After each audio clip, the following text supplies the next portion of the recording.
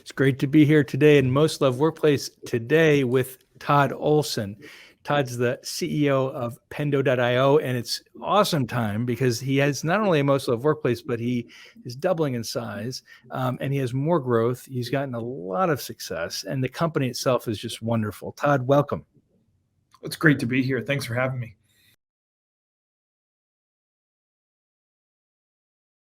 So tell me about Pendo.io. Tell me what do you do? What is Pendo all about? What drives Pendo? Yeah, we basically are a software company that makes other software better. So we install ourselves in applications that people use, whether it's your application for your favorite bank or maybe an application used at work, and we capture data on how people use it to help build a better experience for you in that software application. We also complement that analytics with the ability to personalize the experience, message you, and really it's just about, look, software is changing a lot of the way we engage with brands that we work with, that we use on a regular basis. And Pendo is you can think of us as infrastructure to help make those experiences better. That's awesome. Tell me more about how with Pendo, people just love working there, right? This is this kind of love, this belief. What is it that makes Pendo a place that employees love?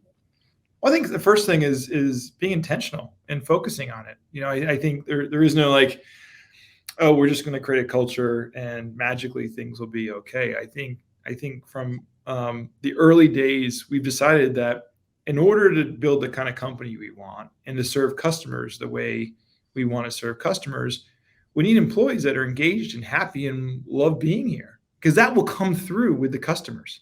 And to do that, I think part of being intentional is, one, writing down what your values are, and then focusing on living them. So many times I hear from employees that Pendo is one of the few places that actually lives their values. They're not just words written on a wall or on a website. We do that by having peer recognition systems where if you see someone living a value, you can recognize them. And we give out awards for living values. We also make sure that when values are used to help us inform business decisions, we're really communicative around why we made decisions and how our values influenced those. The other thing that we do a lot is just constantly focusing on being better and getting feedback. For years, I did a one-on-one with every employee in the company after their first 90 days. Now it's shifted to kind of a group setting because we're almost 1,000 people. But I still meet regularly across the company in different levels, just soliciting feedback. Like, is the experience what you expected? Is it what you heard it was like? And are constantly looking for ways to adjust and tweak. We do surveys regularly to capture, are we living the values? Like EMPS is something that we have as a corporate measure that we report to our board of directors, which EMPS, is employee health or employee sentiment. So I think those are some of the reasons. I'd say it's really, really intentional.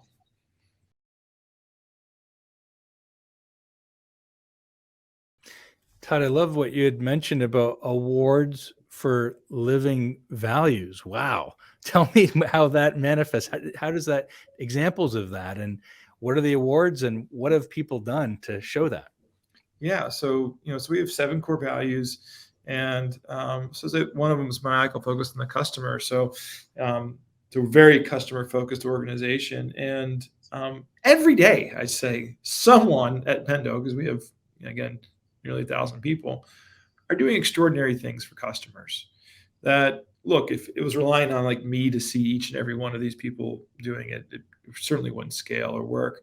But when anyone sees anyone doing an amazing thing for a customer, they can do a shout out. They basically do a recognition. It's actually, we call it our PANK system, and it shows up in Slack, which is our employee collaboration tool. And then we tally these things. So if you've been, recognized for being really focused on customers the most in a quarter, you'll win the maniacal focused customer award for that quarter. So every quarter we tally up all these recognitions and give away awards based on doing it. And it could be, that's one value. Another one is around being direct and transparent. I'm a big believer that feedback's a gift, and it's valuable to be direct with people, to know where they stand, and to make each and every one of us better. That includes being direct with me. So if someone comes up to me and says, "Hey, I really didn't like what you did there, this would have been slightly better," we'll recognize that sort of behavior. We want people to speak up and make this place a better place. So that's an area where, when people do that, they get recognized, and we give out a Be Direct and Transparent award every single quarter. And you can go in our office, we have plaques, we have you can see every quarter who's won which award per value, and then there's an overall award winner. The person that's been recognized the most gets rewarded as well. But it's a big part of our culture and how we've continued to maintain it as we scale.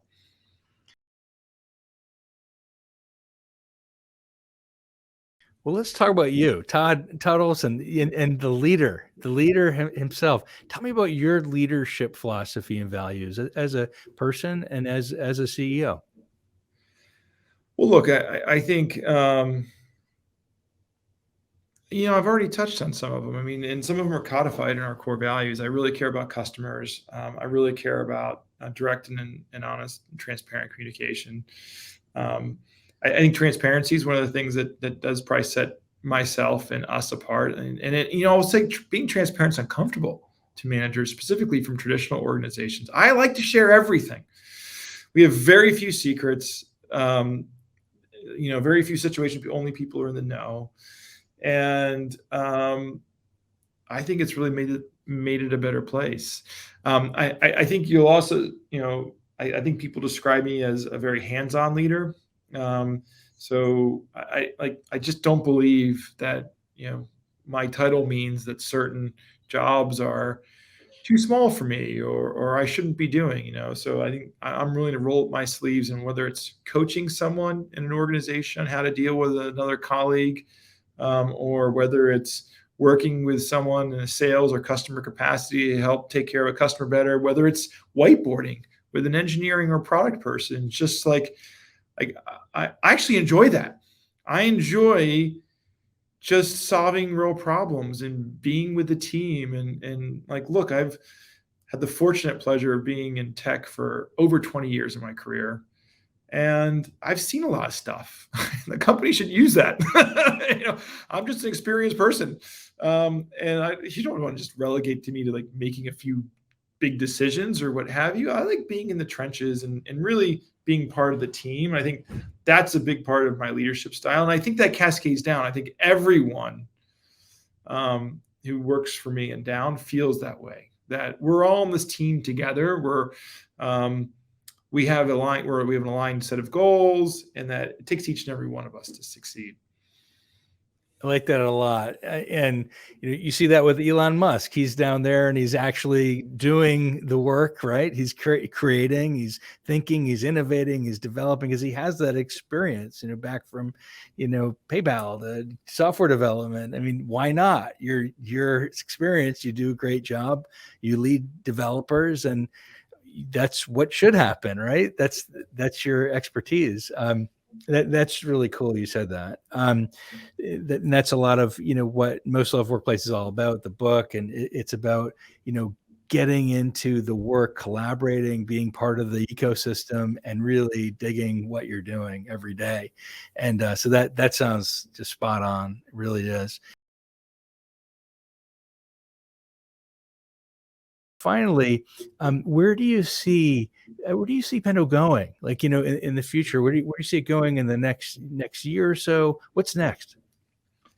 Well, look, it's a lot. I mean, we're growing really rapidly, and I think there's a couple areas of focus for us. One, we started as a single product company. It's as an entrepreneur, I wanted to solve a problem and solve a pain. We built product around that, and as we grow and scale and want to continue maintaining growth, we have to become a multi-product company. So we're starting to launch new product lines. We're starting to look at more acquisitions, and look, we've done a few acquisitions, and those are always interesting. But that's always an area where we have to meld two cultures together, because we obviously don't want to acquire a company who's great and then kill that culture. Like, that's not good for those people or for us. We want to take the best bits and combine it with the best bits of ours and kind of unify it and evolve both cultures.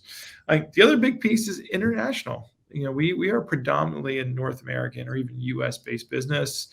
And in order to continue growing and scaling, we need to act and think more like a global international organization. And so we do have folks in an additional 3 countries. And I think we need to continue to look at how we expand that. And it's challenging expanding internationally where there's different cultures at work, like different, human cultures, societal cultures, but understanding how Pendo operates within those areas is, I think, something that I'm particularly keen on exploring and investing in to make sure that it's a great place to work in Japan and the UK and other foreign countries. It's funny you mentioned Japan. That's our next list. And, also Poland and UK. So that's interesting. You mentioned that.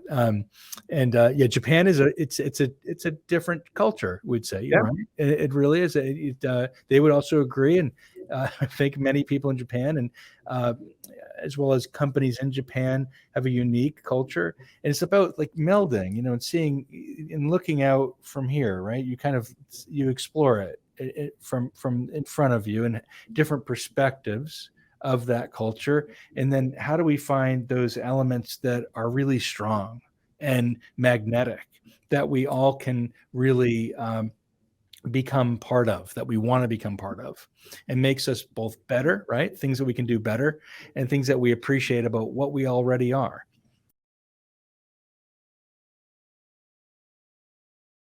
And that sounds like what you're really doing in your international approach is saying, "Oh, I really appreciate that about your culture, and here's what we do. Perhaps it could make it even better." Would you be aware of that? Would you be accepting of that? Right? Yeah. Look, this is all about adaptation, and I mentioned that we have a value of be direct and transparent. What does it mean to be direct and transparent in Japan?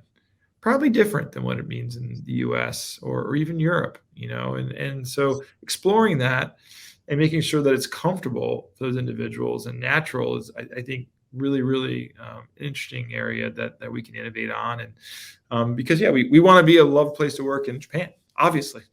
Because I think it's core to our success as a business is people who love where they work ultimately do their best work, ultimately take care of customers the best. I mean, it's part of the strategy. So I think it's critical for us to find ways to scale it internationally. And the cultural elements internationally are very different too. That there is a lot of the research before is the McClellan Power Index. There's way power is perceived differently in Japan as it is in the U.S. and Eastern versus Western.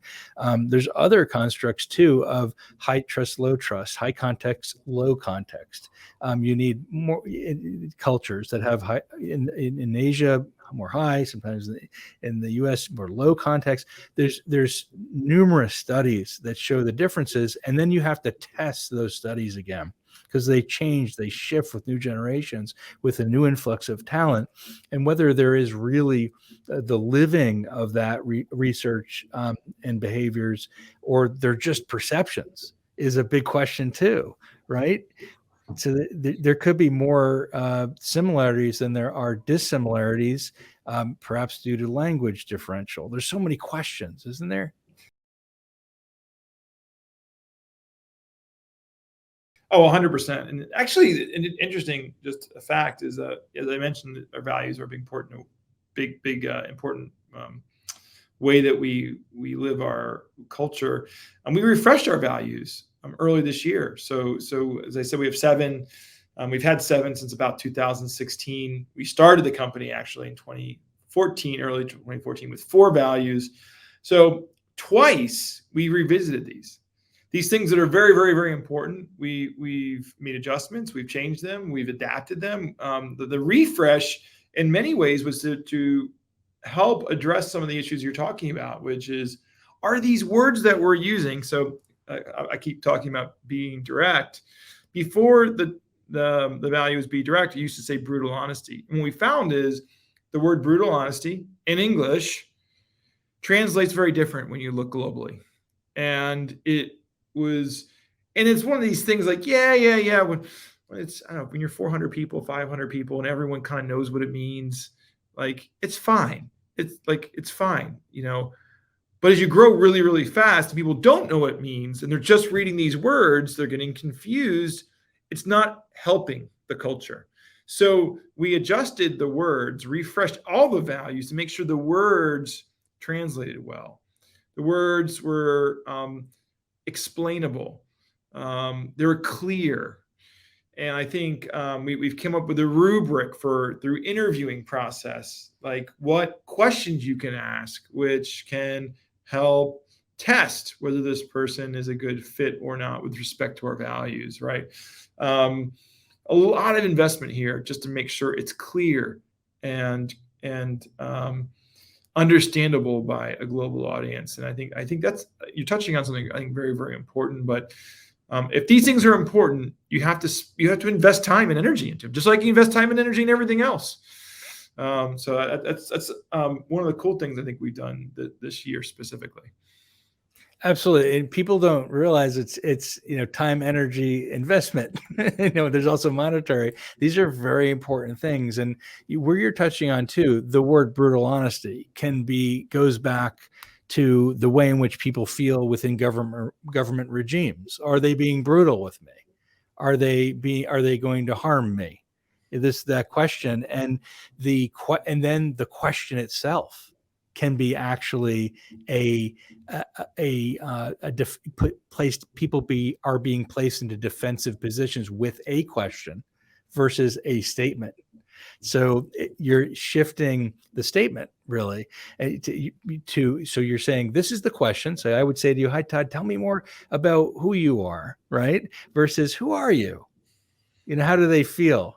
Who are you is a lot like saying, give me your passport and identity. Yep.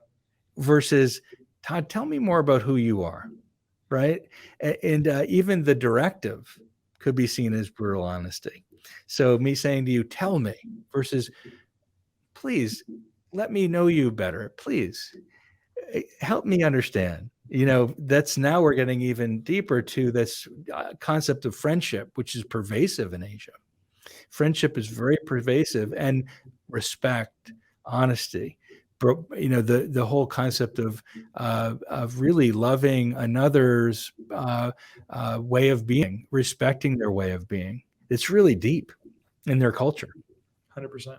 You're going there, Todd. It sounds like you're doing this. This is so exciting. You're literally going international. It's fun.